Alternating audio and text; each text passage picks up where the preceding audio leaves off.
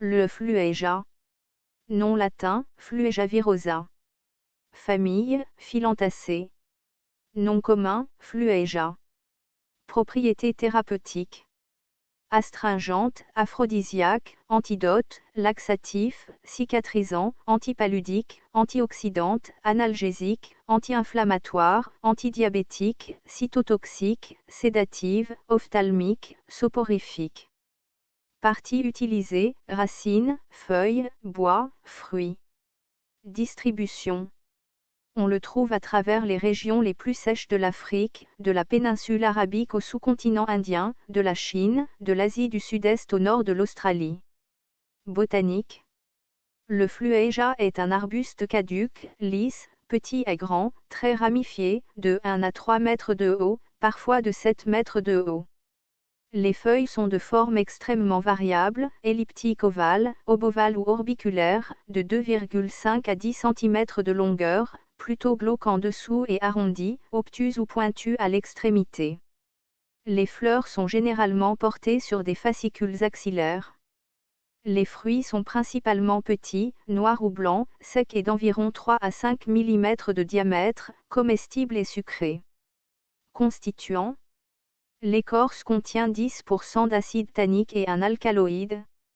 Le criblage phytochimique d'extrait de méthanol de feuilles a donné des sucres réducteurs, des glycosides cardiaques, de la résine, des tannins, des saponines, des glycosides, des flavonoïdes, des glucides de lysérine, de l'anthragine et des stéroïdes.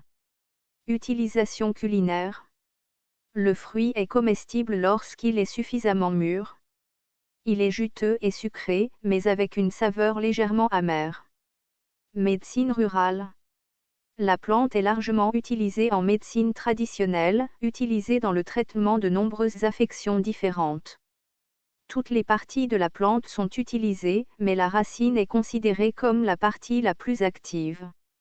Elle est utilisée seule ou en association avec d'autres plantes, souvent pour fournir un effet synergique avec les plantes hépatiques, biliaires, rénales et urinogénitales, diurèse, calculs rénaux, schistosomiase, rhumatisme, maladies vénériennes, orchite, dysménorrhée, frigidité, stérilité, arthrite. L'eau dont les racines ont été bouillies est prise pour la schistosomiase, les maux d'estomac, la dysménorrhée, et est donnée aux mères allaitantes. Elle est également utilisée pour traiter l'infestation de vers intestinaux et pour les oreilles infectées. Combiné avec de l'anacardium occidental, il est considéré comme un aphrodisiaque et un élixir de longévité. La sève de la racine est associée à de la graisse et est une pommade apaisante. Le charbon de bois en poudre est utilisé comme cicatrisant sur les plaies. Les feuilles sont considérées comme aphrodisiaques et laxatives. Elles sont utilisées pour traiter les fièvres, les maladies vénériennes et la constipation. Un macérat de feuilles est ajouté aux bains et appliqué en massage comme stimulant dans le traitement de la fatigue et de la raideur. La sève des feuilles est utilisée dans le traitement de l'épilepsie et, combinée avec d'autres plantes, elle est utilisée comme tranquillisant en cas de folie.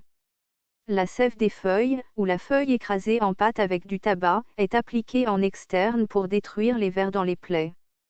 Une décoction de plantes est utilisée comme une potion pour donner de la force.